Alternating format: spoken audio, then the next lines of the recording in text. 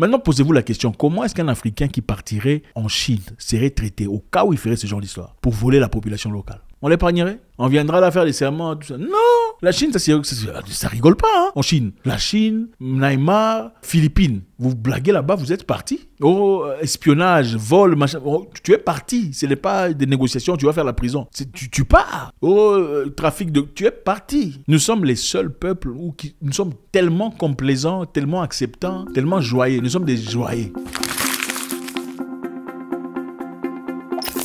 Alors... Les Ougandais ont arrêté les Chinois qui sont venus faire de la cybercriminalité en Ouganda. En tout cas, des gens très bien organisés, c'est incroyable, hein, inimaginable, ce que ces gens sont capables de faire. On va jeter un coup d'œil, ensuite je ferai mon commentaire.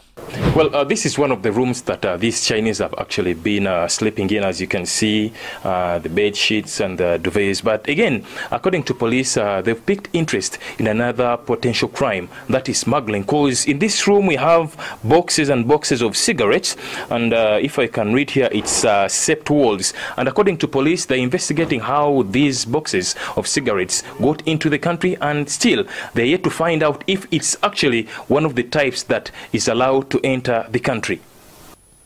According to police, some of these suspects were also transacting business without work permits, as many entered the country using visitor's visa.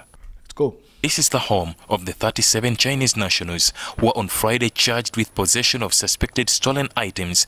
37 Chinois arrêtés ensemble. On dit ça, c'est la maison ou l'habitation, le domicile de 37 Chinois arrêtés par le gouvernement. 37 sur le service de sécurité. 37 Chinois vivent dans une maison. Vous écoutez ça? 37 Chinois. Et généralement, vous verrez, hein, ce sont souvent des magouillards. Ils viennent, s'installent dans un endroit, ils louent un peu un coin là, comme ça, là, sans que vous pensez qu'il y a des Chinois là, mais vous savez pas. 37 dans une maison. Suivant. At Buganda Road Court. This follows an ongoing police probe that unveiled the racket after concerns by some neighbors. The raid showed motherboards of used phones and laptops, reportedly stolen in Uganda, then repackaged and exported to China. And these motherboards for the phones we suspect were snatched from Ugandans. There were also wildlife exhibits like tortoises, pangolin scales and fish maw also recovered from this house. Les gens viennent voler des tortues, des pangolins, hein, tous les animaux là bizarres, tout ça. Pour emmener ça en Chine, souvent, tout ça pour la libido, pour voilà, les aphrodisiaques, tout le bazar. Ils ont terminé la population des rhinocéros, c'est eux. Ils ont fini, ils vont manger l'animal jusqu'à il n'y a plus d'animaux. La race est finie. Les pangolins, Non, suivant. But a makeshift control room with over 2,000 phones, each connected with a Ugandan SIM card in the names of certain individuals. Ça, c'est le contrôle room avec 2000 téléphones. Hein, pour bien équilibrer, pour bien faire la cybercriminalité. Several Airtel and MTN new lines are visible. So far, police investigations show that these are used for financial crime, especially on the WeChat social media. We note that these phones were connected to an online platform called WeChat. This is basically a Chinese-owned platform, and it is used for messaging and financial transactions. Now, the preliminary investigations we've had indicated that there were so many financial transactions done on that WeChat. And basically the targets were Chinese. Whether there are some other transactions that have been done that compromise our financial institutions and even security generally. There is also something we have also noticed, that all these telephones which are up are bearing the Ugandan telephone lines of Airtel majorly, with over 1,895 SIM cards, and also MTN of around 223.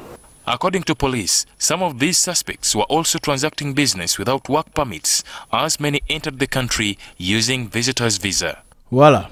Donc, c'est inimaginable, incroyable. On avait parlé dans le passé, je ne sais pas pour ceux qui s'en souviennent, dans une vidéo où on expliquait, les Chinois, en tout cas les Chinois encore une fois, avaient installé des laboratoires, Shift Lab, Shift Room, là où ils contrôlent un peu sur le plan cyber tout ce qui se passe dans les environs. C'est-à-dire, à travers leur système établi, ils pouvaient vous envoyer des SMS en bulk, SMS en gros. Je ne sais pas si vous avez déjà reçu des SMS. Jouez notre jeu en cliquant ici. Pour vous désouscrire, appeler, machin. Pour se souscrire, il n'y a pas de souci. Mais pour se se désouscrire, il faut appeler machin chose là. Ou bien des jeux là comme ça, est-ce que vous aviez autorisé ça? Si vous cliquez yes sans vraiment comprendre, sans vraiment lire ce qui est écrit, donc vous avez accepté aussi, par la même occasion, d'avoir accès à un jeu qui n'existe pas, qui ne jouera pas évidemment, c'est un jeu fantôme, mais ça ne joue pas. Mais ce jeu là te retire à peu près peut-être $10 le mois de ton compte prépayé. Avez-vous déjà remarqué de fois votre compte prépayé à la fin du mois, l'argent que vous aviez, vous n'en avez plus? Bon, très peu de personnes font attention à ce genre d'histoire. À moins que vous n'ayez un compte en contrat. À partir d'un compte en contrat, on peut facilement voir l'argent a été retiré où. Mais on vous envoie des textos. On dit pour se désouscrire,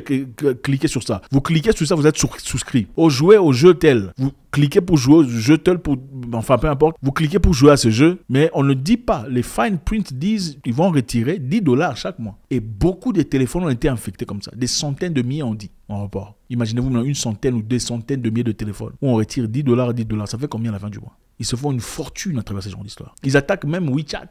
Donc pour hacker les comptes des gens. Donc ce sont des gens très malicieux qui savent exactement ce qu'ils font. Ils viennent dans votre pays, cherchent une maison à louer, ils s'installent à 37 dans une petite maison de 2 chambres, prennent des téléphones à moins cher.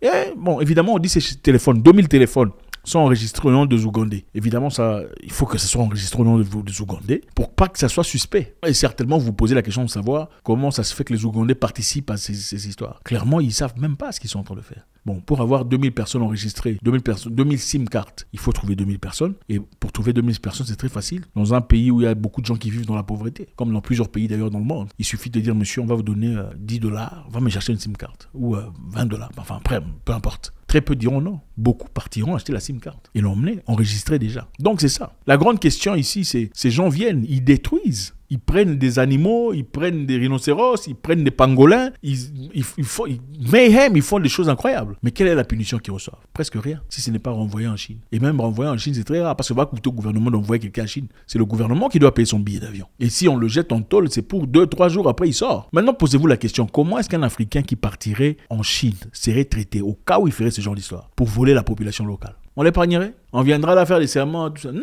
La Chine, ça rigole pas, hein, en Chine. La Chine, Myanmar, Philippines. Vous blaguez là-bas, vous êtes parti. Oh, espionnage, vol, machin. Oh, tu es parti. Ce n'est pas des négociations, tu vas faire la prison. Tu pars. Oh, trafic de... Tu es parti. Nous sommes les seuls peuples où nous sommes tellement complaisants, tellement acceptants, tellement joyeux. Nous sommes des joyeux, des populations joyeuses. On aime la joie. On accepte tout le monde est la bienvenue, tout le monde est invité, tout le monde est accepté, toléré.